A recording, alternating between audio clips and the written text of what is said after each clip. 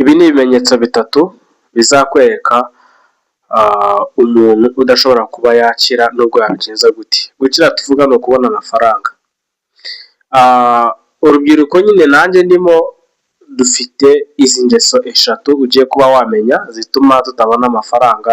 Nuza kuzumva uraza kumbwira muri komenti koko niba bijya bikubaho kugira ngo turebe nyine ko twagira gute ko twabikosora.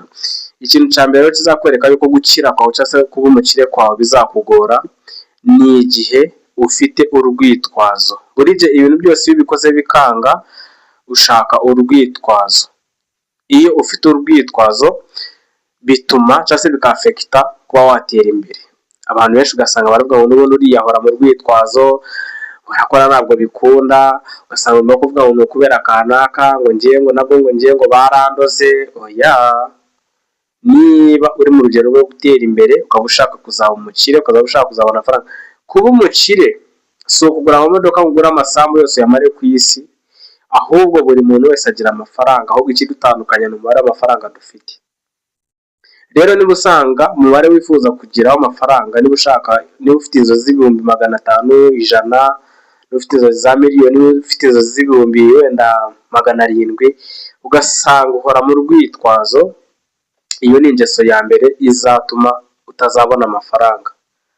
Kuko ubushakashatsi buvuga yuko umuntu wese uhora mu rwitwazo ahora muri ibyo ngibyo, umwaka ukarangira undi ukarangira ahora mu rwitwazo. Rero niba uzi neza yuko uri muri ba bandi bagira urwitwazo, wenda uracuruza ntabwo bigenda neza, ukora business ntabwo bikunda, ugahora nyine witwaza uti ni ukubera ko ufite umugore, ni ukubera ko ufite wenda umukobwa utwara amafaranga, ni ukubera ko ufite abana bajya ku ishuri, urwo ni urwitwazo. Nubwo rimwe na rimwe ku bantu bafite abana iyo ngingo irumvikana, ariko ntabwo ariyo ugomba gushingira kuva mu kwezi kwa mbere kugeza mu kwezi kwa 12. Turi muri 2026, uzajya muri 2030 ugifite urwitwazo. Ibyo birakureba ntabwo bindeba. Gusa izi ni ingeso eshatu, iyo ni yari iya mbere. Ingeso ya kabiri yatuma utazabona amafaranga ni igihe utinya kugerageza. Aka ngaka ngire ngo ukumve neza.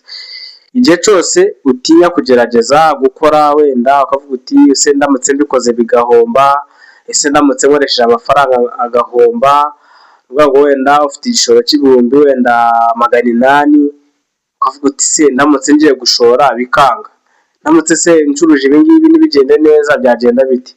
Kwiyumvamo yuko nyine udashoboye.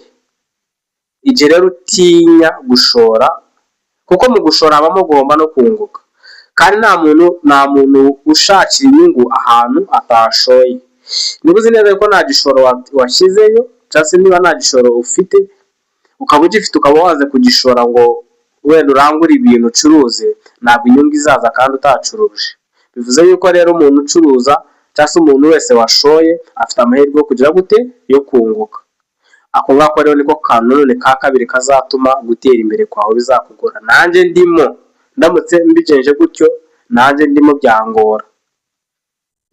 Nanjye byangora kubera yuko ubushakashatsi buvuga yuko umuntu wese utinya gushora, niyo mpamvu uzasanga hari igitipe wo muri karitsiye shyira aho ngaho mu kibara nk'ikintu cy'inzanga nyine ukuntu tu, ukabona igitipe gishyize hariya gikubiseho iduka ry'ibihumbi 200, wajya kubona nyuma y'umwaka ukabona atangiye gukabakaba za miliyoni, atangiye kuvugana n'abakire, kandi ari umuntu w'aho ngaho wafekaga nyine, ukavuga uti uyu nguyu se byagenze biti. Rimwe na rimwe uzasanga umuntu atangiye akantu no gucuruza utunyanya gutya, atangiye kuzana utundi tuntu, bigiye bizamuka gake atangiye gutera imbere. Yewe uzanabona na wundi washoye miliyoni gahomba agasubira hasi, agatangira kujya guhingira 700.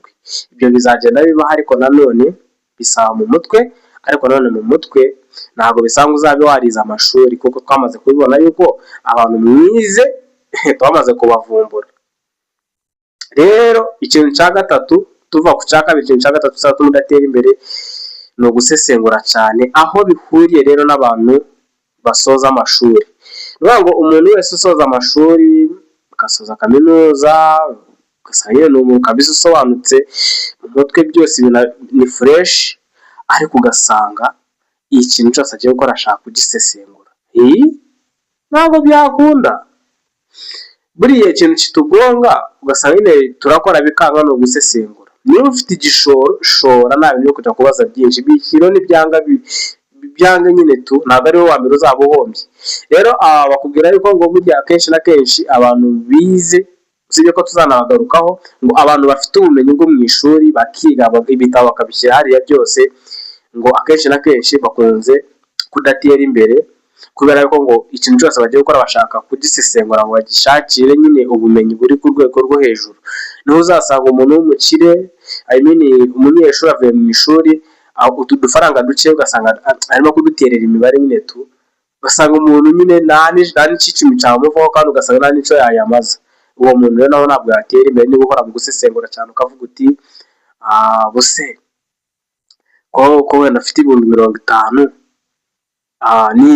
ndayakoresha gute, ndahera kuki, ndabigenza gute. Ugasanga ni umuntu ushaka kuvuga ngo najya gucururiza ahantu, ashaka ahantu harimo amakaro, ashaka ahantu nyine hafitemo irange rimeze gutya ry'umweru nk'iri ngiri ureba aha ngaha, nyine agashaka nyine ahantu hameze fureshi, akavuga ati kuryama nzajya ndyama hehe, ahantu heza. Nyine ni wa muntu ushaka kugira ngo buri kantu kose agasesengure kugira ngo ibintu bye bijye ku murongo. Buriya umuntu wize uri mu mashuri ntabwo ajya yifuza nyine gukora ikintu nyine kitari kirine, nk'uko ibintu byose ibitabo bye abisoza akiga akabisoza, ni nako no mu buzima bw'isi ashaka kubigenza nyine, ntabwo byakunda.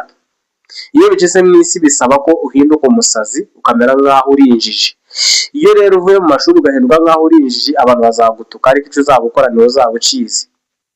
Rero icyo cyari ikintu cya gatatu gituma tudatera imbere.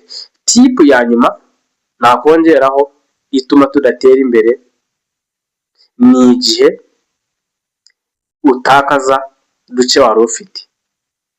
Kwemera kubitakaza nyine mu buryo bworoshye, ugasanga ufite amafaranga yawe ariko akuvaho vuba.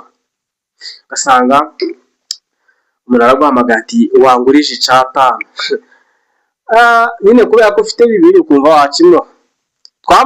Abantu twatanze nyicano twakoze ikiganiro tuvuga ngo kuba umukire bisaba kuba ingundirizi. Niba uzi neza yuko ntabwo uzabona amafaranga, nta nubwo uzayabona, nta nubwo uzakira.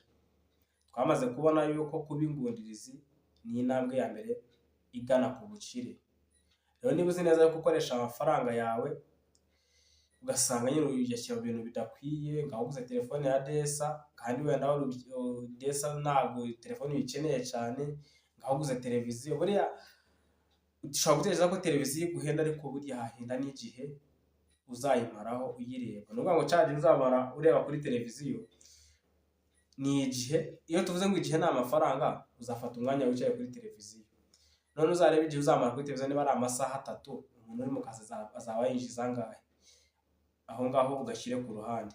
None teranya amafaranga uzaba wayiguze, uteranyeho amafaranga utakaza wenda cya gihe urimo kuyireba, ibyo wakagombye gukora biguteza imbere.